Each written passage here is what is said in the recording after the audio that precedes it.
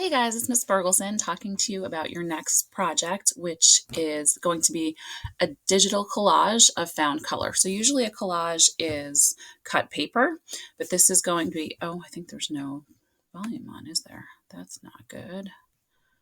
Okay, let's stop this.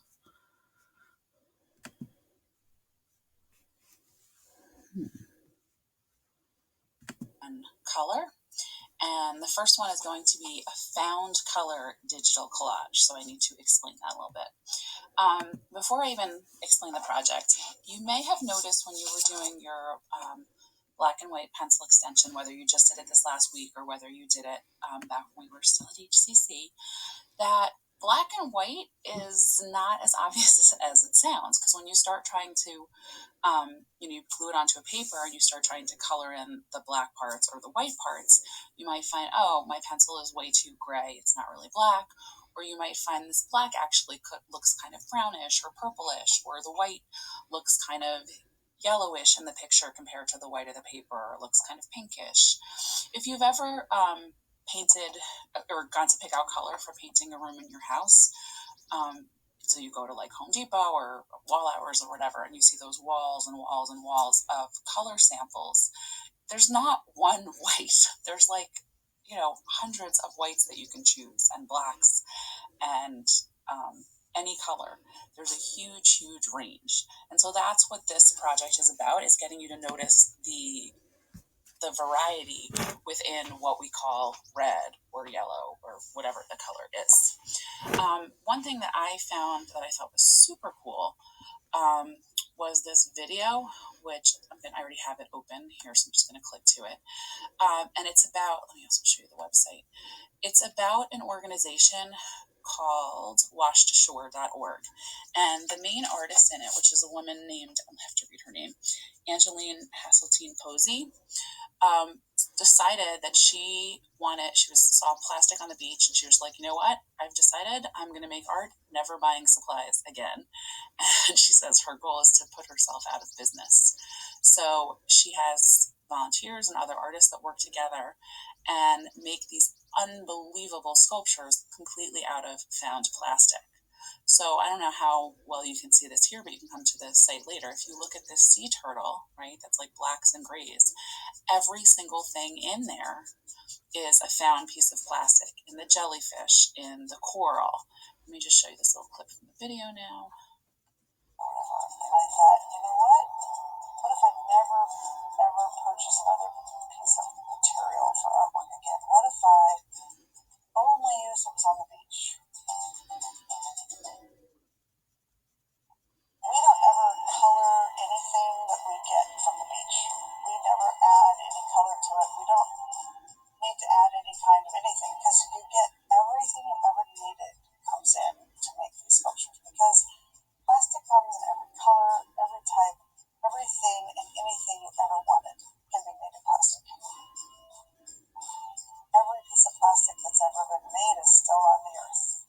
And we throw it away, there's no way. It just keeps going. So, obviously the sustainability element of her art is unbelievable. And they have gotten out of the ocean and off beaches tons and tons, like literally tons and tons of trash that they turn into sculptures that then people, go to galleries to look at, which makes them aware of the issue of plastics and in the ocean, and then also become these incredible works of art. So really cool. And in terms of this assignment, this is not what you're doing, but I just think it's awesome, that idea of found color, that you're finding color that's out there and putting it together to make something. So let's go back to the classroom. Okay, so your assignment is to choose one color. Okay, so think of the rainbow: red, orange, yellow, green, blue, purple. You could potentially do this choosing black, or choosing white, or choosing gray.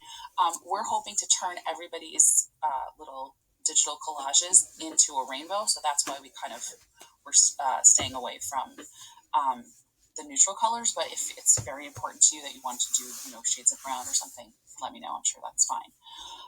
Okay, so once you choose your color, and you'll see in a second that I chose yellow, You're going to go outside and around your house, and you're going to take, that's my dog, you're going to take at least 12 photos of things that are that color. So let's say you're like, oh, green, I'm going to go outside and I'm going to pick 12 leaves from this particular bush and I'll take a picture of each of the 12 leaves. No, it doesn't work like that. You could take a picture of that bush and be like, oh, that's one of my shades of green. And then you could go, and it doesn't have to all be plants. Then you can go and be like, oh, look, we have lettuce and take a picture of the lettuce. And you want to more or less zoom in on that color so there's not too much going in the background, which you'll see in a second. Okay. So the next thing you're going to do, sorry, this is up here, is I made everybody a template. So you're going to go to the template, and this is a Google drawing, which is a really simple way to put images together. So a collage is traditionally done with cut paper, but we're going to do this as a digital collage, so we just put the pieces side by side. So I made it a read-only, so you're going to file, make a copy, and you're going to title it your last name, first initial, and okay. So at this point, you would hopefully have all of your pictures uploaded into your drive, which I already do for mine. And the reason I'm having you use a template and not make your own is I wanted them all to be square. So these are all 8 inches by 8 inches. So once this thing loads, you're going to insert image from your drive.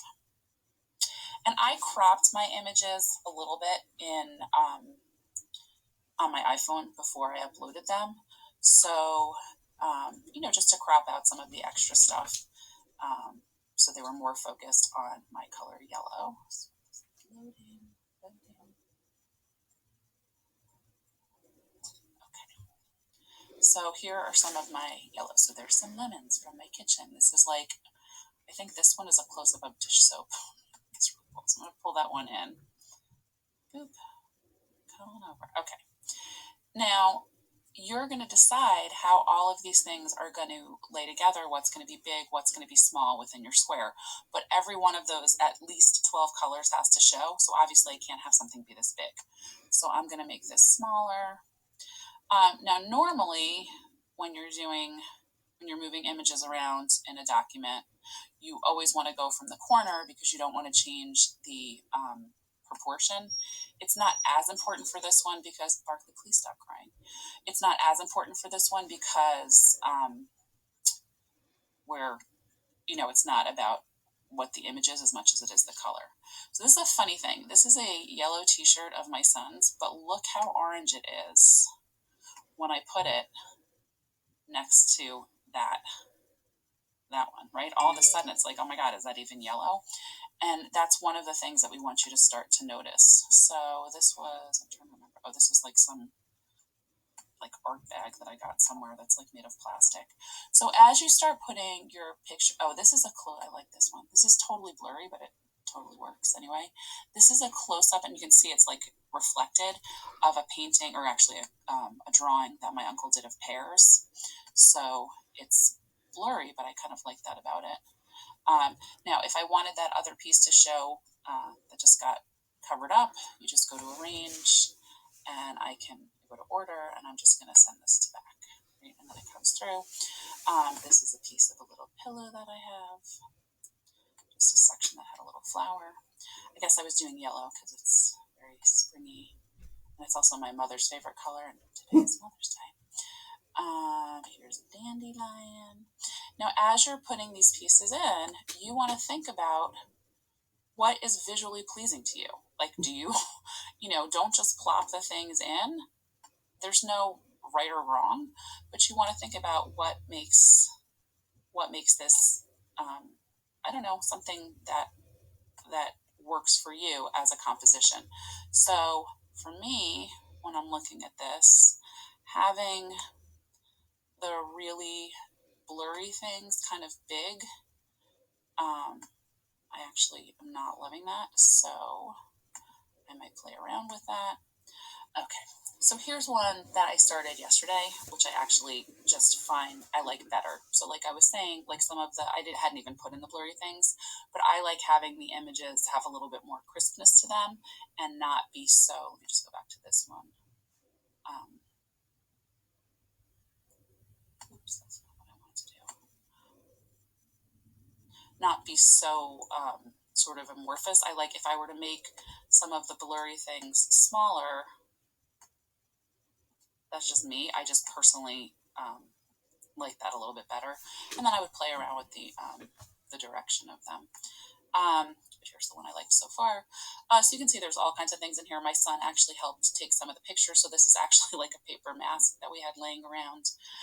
You'll find too, as you're taking the pictures, that sometimes when you see whatever the color is that you're looking at, when you see it on your camera in the little, frame, that the color looks really weird. It doesn't look like the color that you're seeing. So you can play around with lighting and different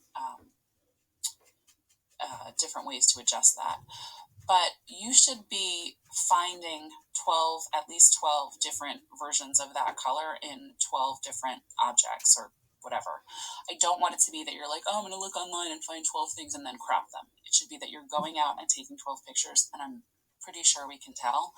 And I don't want you to take, a picture and then just adjust the color so that it becomes whatever. Like take a picture that you already did and do that. I want you to be actively going out and taking 12 pictures. It should take you probably a total of maybe, 10 minutes.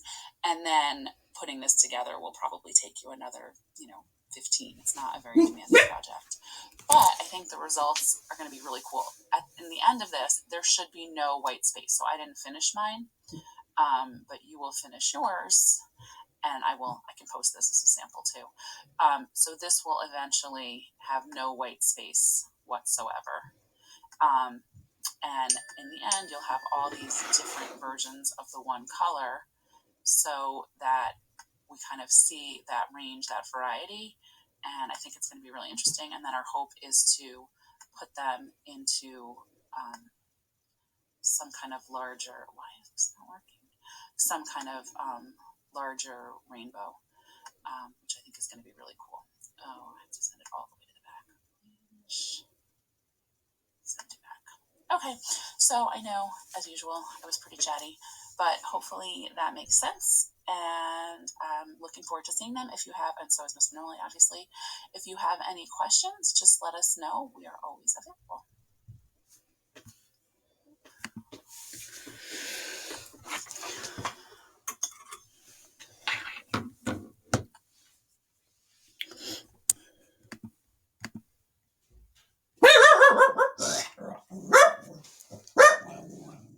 Hello, Lulu.